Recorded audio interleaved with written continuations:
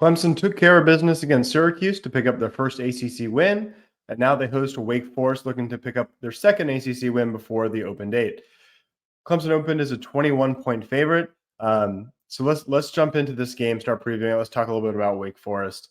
This was never going to be one of the marquee games on the schedule, but honestly, kind of thought they'd be a little bit better than this. I had them beating Georgia Tech, at Virginia Tech, and NC State for 3 ACC wins on the year. That was before the year. I had them going 6-6, 3-5. They've won the 3 non-conference games I expected them to win, but not as handily as you might have expected. They beat Elon 37-17, which I guess is okay. They beat Vandy 36-20, which again is fine. They really struggled with Old Dominion, had to come back to win 27-24.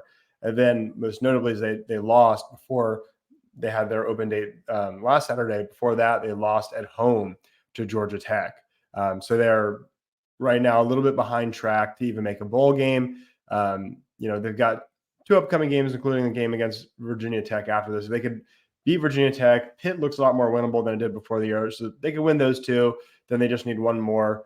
So they could still potentially be a bowl team. But the bottom line is this is not that Wake team from a few years ago. It's not even as good as the Wake team last year. They lost Sam Hartman, who's a phenomenal quarterback. He's leading Notre Dame.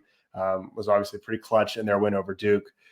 They lost A.T. Perry, their best wide receiver. Still some good receivers, but this Wake team's not as good as their past few. I interviewed Robert Reinhard, who's a Wake Forest guy, a former writer for one of their Wake Forest sites, and he said it's the worst Wake Forest team since about 2015. So I say that to kind of level set expectations. They had 5 turnovers against Georgia Tech, which kind of says it's a little bit fluky, but they also allowed 8 sacks against Georgia Tech. So that might mean it's not so fluky. I think their offensive line is a problem for them.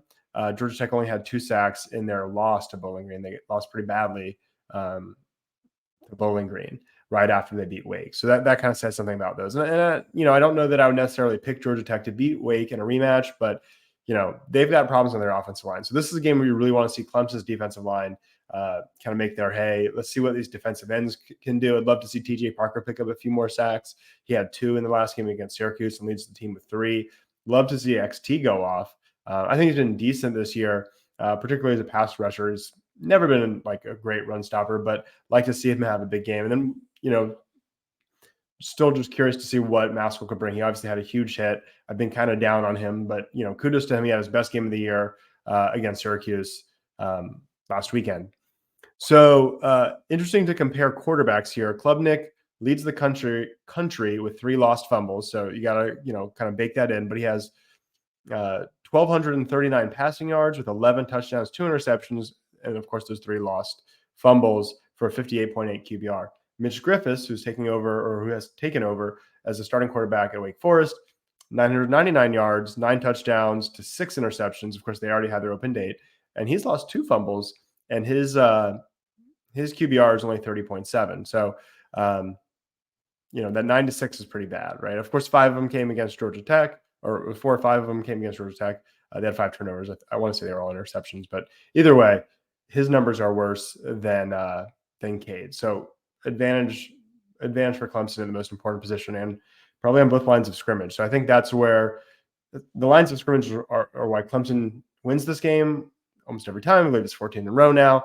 I guess it was like my sophomore year. It was 2008 was the last time they lost.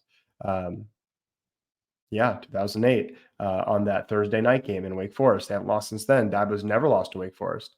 And it's because the lines of scrimmage are so different. Clemson's just a lot more talented there. Well, on Clemson's offensive line, right guard was an issue. Dabo specifically said that Mitchell Mays had his worst game. And he's a veteran, so it's interesting to see. Was that an off game, or is that who he is? Walker Parks is out for the year. Clemson needs a solution at right guard. Obviously, that you're not punting on this year, but it would be great to get a younger guy experience. Will Putnam's leaving after this year. He's exhausting his eligibility. So is Ryan Lincecum, the future center. Can he get some snaps to right guard and grow faster if he starts now? Dietrich Pennington is a big guy. There was a lot of talk about him. I mean, I know, and I've said that Dabo hypes players sort of indiscriminately. So maybe there was nothing to see there, but possible opportunity for him. Sadler's playing a fair amount at left tackle, but can he shift inside? I don't know if he can. And Harris Sewell, I'm not sure if we're planning on redshirting him, but if he's in future plans, do you get him snaps now instead of redshirting him? So right guard is definitely a spot to watch in this Wake Forest game. Of course, wide receiver is a spot to watch.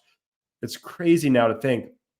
Start of the year, Coach Sweeney said the 5 receivers they're counting on are Cole Turner, who's now hurt out for the year, Antonio Williams, who's also hurt, might be back in this game. We'll see. Adam Randall, who had 7 snaps in the last game due to poor performance. Brandon Spector, who only has a couple catches and is for reason of poor performance. And Bo Collins, who's been okay. He's just not a number 1 guy. They said he was the most important, and he's kind of been, fine. Not number 1 by any means. But on the other hand, you have Tyler Brown and Troy Stellato have really emerged. That's pretty exciting. It's not really a varied body type. They all look like slot receivers, but they've got Stellato not just playing in the slot. I think Antonio Williams is capable of playing on the outside. So it's possible we could see Antonio Williams, Tyler Brown, and Troy Stellato all on the field at the same time. Maybe not this game, but perhaps against Miami after the open date. That seems like Clemson's best trio of wide receivers. So it'll be interesting to see what they do with them. Personally, I'd like to see Antonio Williams just get, if there's any doubt, just rest him this week. Because like I said, it's a 21-point spread. That's an implied score, given the over-under is right around 52. It's an implied score of 36-16. So, it's not half bad. This is about a 20.5-point spread. So I have Clemson winning and covering. I have my predicted score is 35-10, which you'll see on TigerNet. I think this is a game where Clemson can really roll. I think Clemson exposes them. I think this is a game where Clemson plays really well and has everyone really, really optimistic for the stretch run. And then we'll see. I mean, they're not good. So you beat Syracuse, you beat Wake Forest. You got to not get too high, right? Because then you go to Miami, you go to NC State. And NC State has been bad, but they just put in MJ Morris as a new starting quarterback. So we'll see what they do. They're going to have Duke without a starting quarterback. Can they take advantage? So we'll learn more about NC State in the next couple of weeks. Then you get Notre Dame. So that's where the season's going to be. I don't want to say made or lost, because frankly that was against Florida State. But if you can get on the run here, you might be able to salvage something decent out of this year, something to be proud of, something to get excited about. I don't know that you'll know that from Wake Forest, but I think this is a game that's going to get Clemson fans excited. It's going to show that they're turning the corner, and hopefully we see Cade Klubnik take another step. I do have to say before I wrap this, I kind of see what Dabo and staff were talking about last year about Cade. I thought it was just crazy that he wasn't put in more opportunities over DJ last year, most notably in the South Carolina game. I thought it was kind of ludicrous. And while I still think that he should have played, and most especially against South Carolina, I think they should have put him in. But I get now what they're talking about, some of the bad decisions he was making. I mean, he's gotten better this year, but just looking at where he was first 2 games really of this year, think that he's probably taken a big leap from where he was last year. Maybe that Notre Dame interception was more than norm in practice. Flashes, but then also just doofy mistakes, right? I definitely think he's got more kind of raw talent. He's got more speed, more accuracy, more field vision than DJ did. So it's just getting kind of the game intelligence, making the right decisions, not forcing things. And I think he's got sky high potential. So excited about his progression, and we'll see how quickly he can make that growth. He's going to have to grow some more before Notre Dame. So he's a fun player to watch. He's certainly a fun one to cheer for.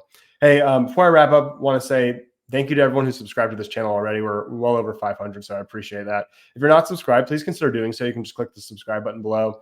And also there's a new feature on the channel where you can click thanks and give any amount you want, and it highlights your